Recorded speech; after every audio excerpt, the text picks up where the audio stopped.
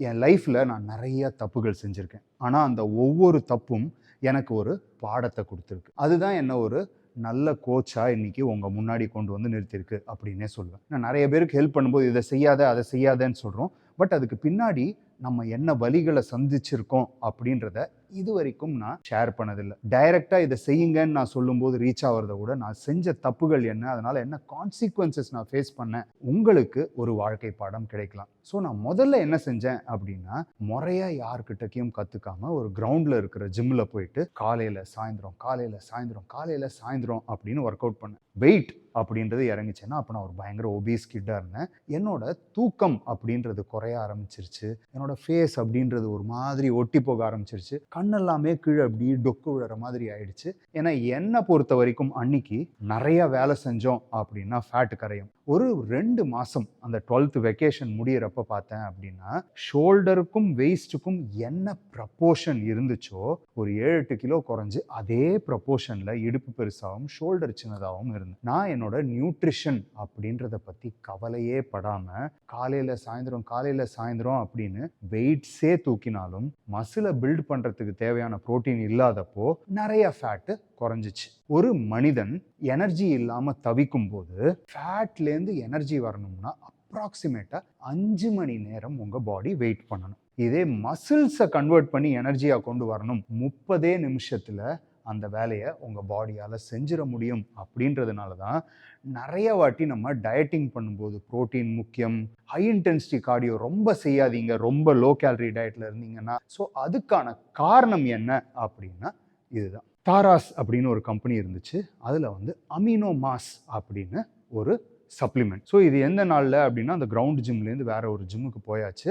அங்கே போன உடனே மசில் பில்டு பண்ணணும் அப்படின்னா நீ வந்து மாஸ் கெய்னர் எடுக்கணும், கூடவே ஃபேட்டை கரைக்கிறதுக்கு ஃபேட் பர்னர் எடுக்கணும். என்ன காசாவது? அமினோ மாஸ் 400 ரூபாய், ஃபேட் பர்னர் குரோமியம் பிகோல்னேட் 200 ரூபாய், 600 ரூபாய் செலவு பண்ணி வாங்கியாச்சு. காலையில் சாயந்தரம் ஒர்க் அவுட் பண்ணிட்டு அமினோ மாஸை கலக்கி குடிக்கிறது, ஒர்க் அவுட்டுக்கு முன்னாடி ஃபேட் பர்னரை போடுறது. இது கிட்டத்தட்ட 2 மாதம் தொடர்ச்சியாக செஞ்சு என்ன ரிசல்ட்ஸ் வந்தது? 2 டப்பா இல்லை, 3 டப்பா அமினோ மாஸ் காலியாச்சு, 2 டப்பா ஃபேட் பர்னர் காலியாச்சு. கையில் இருக்கிற காசு குறைஞ்சே தவிர உடம்புல எந்த விதமான சேஞ்சஸும் வரல. அப்போ போய் மாஸ்டர்கிட்ட கேட்குறேன், மாஸ்டர் என்ன மாஸ்டர் ரிசல்ட்டே வரல அப்படின்னா, தம்பி அதுக்கு நீ டயட் பண்ணணும்ப்பா. சப்ளிமெண்ட்ஸ் ஃபர்ஸ்ட் டைம் இன்ட்ரடியூஸ் ஆகும்போது பல பேருக்கு இன்னிக்கும் அந்த அட்வர்டைஸ்மெண்ட்டை பார்த்த உடனே அதில் வந்து ரோனி கோல்மன் பிக்சர் போட்டிருக்காங்களா, கெவின் ரெவ்லோன் பிக்சர் போட்டிருக்காங்களா, ஆனால் நமக்கு பிடிச்ச பாடி பில்டர் அந்த சப்ளிமெண்ட்டை தவிர என்னென்னலாம் பண்ணுறாரு அப்படின்றத கவனிக்கிறது இல்லை. ஸோ இது நான் செஞ்ச ஒரு முக்கியமான தப்பு. ஸோ அதுக்கு முன்னாடி வந்து ஏதோ அப்படி கொஞ்சம் ஒர்க் அவுட்லாம் பண்ணிட்டு இருந்தேன். கொஞ்சம் இந்த பாடி பில்டிங் மாஸ்டர் அப்படின்னு ஜெயக்குமார் சார் எழுதுகிற புக்கெல்லாம் பார்த்துட்டு ஓகே ஒரு மசிலுக்கு 3 எக்ஸசைஸ் பண்ணும், ஒரு மசிலுக்கு 4 எக்ஸசைஸ் பண்ணும் அப்படின்ட்டு பண்ணிட்டு இருந்தேன். இன்டென்சிட்டியாக பண்ணேனா இல்லையா அப்படின்றதெல்லாம் வேற கேள்வி. ஆனால் ஓரளவுக்கு மெயின்டைன் பண்ணி செஞ்சுட்டு இருந்தேன். அப்போது ஒரு புது ஜிம்மில் போய் ஜாயின் பண்ணுறேன். தம்பி இந்த ஜிம்மில் எல்லாமே வேறு மாதிரி செம்ம ஹெவியாக ட்ரெயின் பண்ணுவோம். டே 1 செஸ்ட், யூனிவர்ஸில் ஃபர்ஸ்ட் டே போனால் செஸ்ட் தான்ப்பா போடணும். இதோ பாருப்பா இந்த சார்ட் அப்படின்னு ஒரு சார்ட் கொடுத்துட்டாரு, இதான் உன் செஸ்ட் ஒர்க் அவுட் அப்படின்னு. Flat bench press 5 set, flat dumbbell press, inclined barbell press 5 set, அடுத்து incline dumbbell press 5 set, decline barbell press 5 set, parallel bar dips, cable crossover, அதுக்கப்புறமா inclined dumbbell flies. So 8 exercise 5 set 40 set பண்ணோம். அதை பண்ணி முடிக்கும் போது ஜிம்முக்கு 5 மணிக்கு போய் என் நண்பர் சேர்த்து விட்றான். 7 மணி வரைக்கும் வெறும் செஸ்ட் பண்ணுறேன். ஒரு நாள் ஒரு மசில் ட்ரெயின் பண்ணுறோம். கிட்டத்தட்ட ஒரு மாதம் போகுது. போனால் மசிலில் இம்ப்ரூவ்மெண்ட் இருக்கான்னு பார்த்தா இல்லை, உடம்பெல்லாம் அப்படியே சுருங்கிருச்சு. அவ்வளவு வால்யூம்லேருந்து ரிக்கவர் ஆகிறதுக்கு என்னோட உடம்புல அன்னைக்கு கெப்பாசிட்டி கிடையாது. அன்னைக்கு தேதிக்கு நான் கம்ப்ளீட்லி நேச்சுரல். 2008 நான் வந்து என்னோட பாடியில் வந்து மெடிசன்ஸ் எல்லாம் போட்டு எக்ஸ்பெரிமெண்ட் பண்ண ஆரம்பித்தேன். ஆனால் அதுக்கு முன்னாடி அப்படின்னும் போது நியூட்ரிஷனை பற்றியும் நாலேஜ் கம்மி, ட்ரைனிங்கை பற்றியும் நாலேஜ் கம்மி. ஆனால் போயிட்டு அந்த ஜிம்மில் சொன்ன ஒர்க் அவுட்டை ஃபாலோ பண்ணேன்.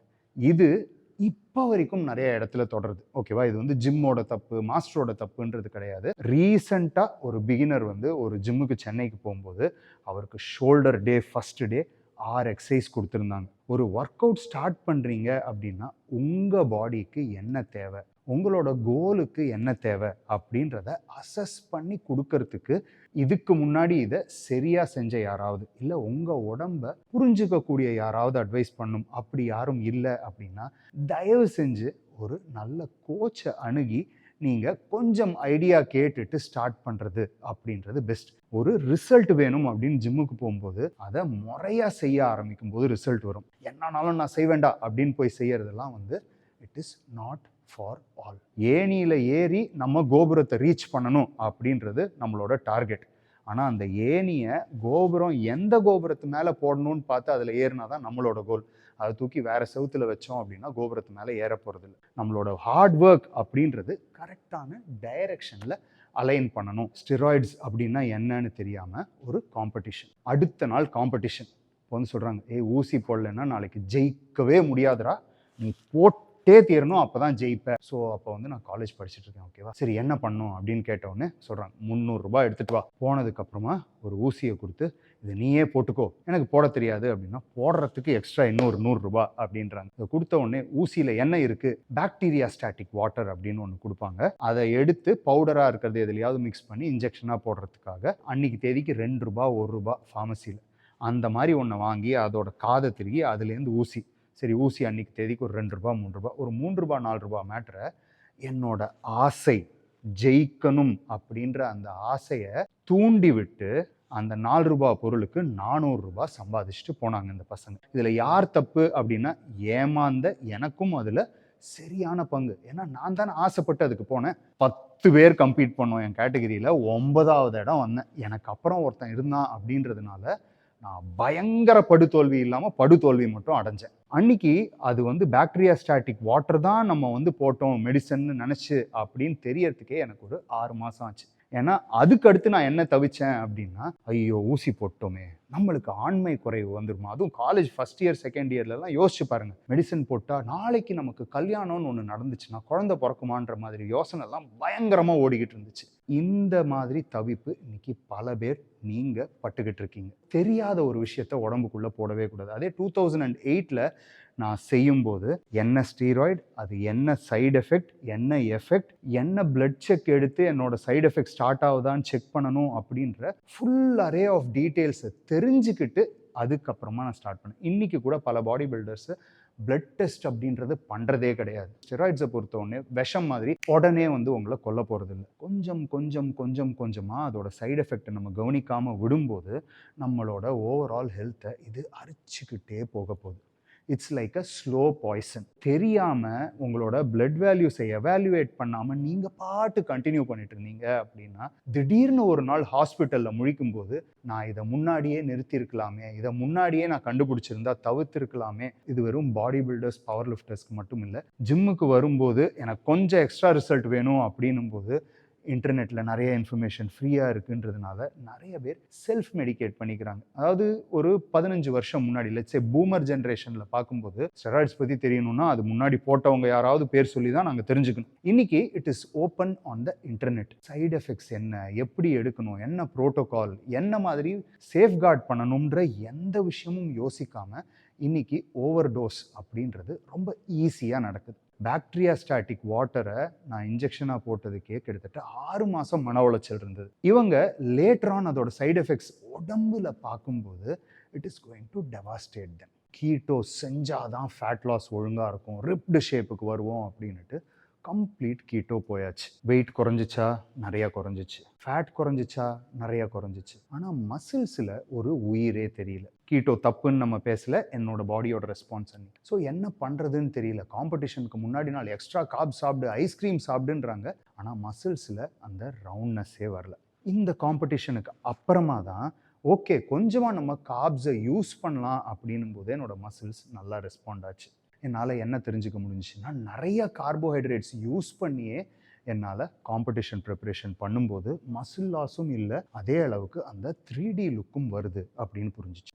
ரொம்ப ஃபேட்டாக இருந்து நீங்கள் ஸ்டார்ட் பண்ணுறீங்க அப்படின்னும் போது ஹை கார்பில் ஆப்வியஸ்லாக உங்களால் ஃபேட் லாஸ் பண்ண முடியாது. மாடரேட் கார்பில் கொஞ்சம் குறைக்கலாம், லோ கார்ப்லையும் கொஞ்சம் குறைக்கலாம்னாலும் கீட்டோ அப்படின்றதுல வேகமாக உங்களால் ஃபேட் குறைக்க முடியும். அந்த கான்செப்டை யூஸ் பண்ணி அதுக்கப்புறம் கான்டெஸ்ட் ப்ரிப்பரேஷனில் ஸ்டார்ட் பண்ணுறோம் அப்படின்னா என்னோட பாடி ஃபேட் லெவல் ரொம்ப ஹையாக இருந்ததுன்னா ஒரு 4லேருந்து 6 வாரம் கீட்டோவில் போயிட்டு ஃபேட்டை லூஸ் பண்ணிவிட்டு அதுக்கப்புறம் கார்போஹைட்ரேட்ஸை சைக்கிள் பண்ணும்போது என்னால் நல்ல கண்டிஷனுக்கு 12 to 16 வீக்ஸில் வர முடிஞ்சுது. இதே மாதிரி உங்களுக்கும் உங்களோட லைஃப்பில் ப்ராக்டிக்கலாக ப்ராக்டிக்கலாக உங்களால் ஃபாலோ பண்ண முடியுதா? ஃபார் எக்ஸாம்பிள், ஒருத்தர் காலையில் 8 மணிலேருந்து நைட்டு 11 மணி வரைக்கும் வேலை பார்க்குறாரு அப்படின்னும் போது அவர்கிட்ட போயிட்டு நான் வந்து இன்டர்மீடியன்ட் ஃபாஸ்டிங் பண்ணுங்க, மத்தியானம் 12லேருந்து சாயந்தரம் 6 வரைக்கும் தான் சாப்பிடணும் அப்படின்னா அவரோட ஆஃபீஸில் ஸ்ட்ரெஸ்ஃபுல் ஹவர்ஸ் இருக்கும்போது அவருக்கு உணவு இல்லாதப்போ வேலை செய்வது கடினமாகுது. ஒரு சில பேருக்கு சாப்பாடே இல்லைன்னாலே வேலை பண்ணுவாங்க. பட் உங்களுக்கு என்ன ஒர்க் ஆகுது? கீட்டோ அப்படின்றத போட்டால், ஃபார் எக்ஸாம்பிள் என்னோட டாக்டர் கிளைண்ட்ஸ் எல்லாம் வந்து என்ன சொல்லுவாங்கன்னா, எனக்கு ஒரு சர்ஜரி இருக்குது அப்படின்னா அன்னைக்கு சர்ஜரி முடித்த உடனே டியூ டு த ஸ்ட்ரெஸ் என்னோட பசி பயங்கரமாக இருக்கும், அந்த டைம் எனக்கு கொஞ்சம் ரைஸ் சாப்பிட்டா தான் நாள் ஒழுங்காக ஓடுது அப்படின்வாங்க. ஸோ அந்த மாதிரி கேஸில் ரைஸ் இல்லாதப்போ அவங்களோட என்டையர் டேவே பாதிக்குது. ஸோ உங்கள் ஒருவருக்கும் ஒரு மாதிரி லைஃப் அண்ட் ரிக்குவயர்மெண்ட்ஸ் இருக்குது. அதுக்குள்ளே உங்களோட டயட்டை எப்படி புகுத்தணும், உங்கள் ஒர்க் அவுட்டை எப்படி புகுத்தணும், ரொம்பவே பர்சனலைஸ்டாக இருக்கணும். அப்படி இருக்கும்போது உங்களால் ஒரு டிசிப்ளினை கொண்டு வர முடியும். டிசிப்ளின் நான் ஏன் சொல்கிறேன் அப்படின்னா, நிறைய பேருக்கு வந்து இன்றைக்கி ஃபேட் லாஸ் பண்ணணும். என் ஃப்ரெண்ட்ஸ் எல்லாம் சொல்லிட்டாங்க, எல்லோரும் ஜிம் போகிறாங்க, 3 நாள் போவோம், 4 நாள் போவோம். ஆனால் 5ஆவது நாள் நம்மளோட லைஃப்பில் அது ப்ராக்டிக்கலாக அலைன் ஆகலை அப்படின்னா போக மாட்டோம். அதே நம்ம ஸ்டார்ட் பண்ணும்போதே லைஃபோடு அதை அலைன் பண்ணி ஸ்டார்ட் பண்ணோம் அப்படின்னா 100% அதுக்குள்ளே போக முடியும். ஸோ என்னோட லைஃப்பில் நான் பண்ண தப்புகள்லேருந்து கற்றுக்கிட்டதை வச்சுட்டு கிட்டத்தட்ட 2013லேருந்து I am helping people. So என்னோட ப்ரோக்ராம்ஸ் அப்படின்றது பார்த்தீங்க அப்படின்னா ஒருத்தரோட லைஃப்பும் எப்படி இருக்குது, அதில் என்ன சின்ன சின்ன சேஞ்சஸ் பண்ணால் அவங்களால ப்ராக்ரஸ் பார்க்க ஆரம்பிக்க முடியும், அந்த சின்ன சேஞ்சஸ் ஒரு ஹேபிட்டாக ஃபார்ம் ஆகுதா அப்படின்றத பார்த்து நான் டயட் பண்ணுறேன், என்னால் சாப்பிட முடியல அப்படின்ற அந்த ஒரு ஸ்ட்ரெஸ் இல்லாமல் அவங்களால டயட்குள்ளே போக முடியுது. ஓகே, 5 நாள் வெயிட் ட்ரைனிங் பண்ணணும், ஒரு நாளைக்கு 1 மணி நேரம் கார்டியோ 6 நாள் பண்ணணும், அதை தவிர 3 கிராஸ்ஃபிட் செஷன் பண்ணணும் அப்படின்ட்டு ஆரம்பிச்சிங்கன்னா ஒரே வாரத்தில் யூ பர்ன் அவுட். அதே நான் எதுவுமே செய்யலை, என்ன பண்ணலாம் அப்படின்னும் போது வாரத்துக்கு 2 நாள் ஜிம் போக வச்சு 2 நாள் வாக்கிங் செய்ய வச்சேன் அப்படின்னாலே அவங்களுக்கு ரிசல்ட் வர ஆரம்பிக்குது. இது ஒரு செஸ் விளையாட்டு மாதிரி. எந்த பொசிஷனில் உங்கள் காயின்ஸ் இருக்குது அப்படின்றத பார்த்து நம்ம மூவ் பண்ண ஆரம்பிக்கும் போது ரிசல்ட்ஸ் வருது. 2013லேருந்து நான் பல பேரை கைட் பண்ணிட்டு இருக்கேன். இஃப் இன் கேஸ் உங்களுக்கு என்ன அப்ரோச் பண்ணணும், இல்லை கன்சல்டேஷன் வேணும், இல்லை கோச்சிங் வேணும் அப்படின்னா என்னோட வீடியோவுக்கு கீழே என்னை காண்டாக்ட் பண்ணுறதுக்கான லிங்கை ப்ரொவைட் பண்ணுறேன். இந்த வீடியோவில் நான் செஞ்ச தப்புகளும் அதுலேருந்து நீங்கள் என்ன கற்றுக்கலாம் அப்படின்றதையும் ரொம்ப தெளிவாக நான் வந்து சொல்லியிருக்கேன்னு நினைக்கிறேன். உங்களுக்கு இதுலேருந்து ஏதாவது சந்தேகம் இருந்தால் மறக்காமல் என் கமெண்ட் செக்ஷனில் சேருங்க. Until my next video, this is your Bigly, over and out.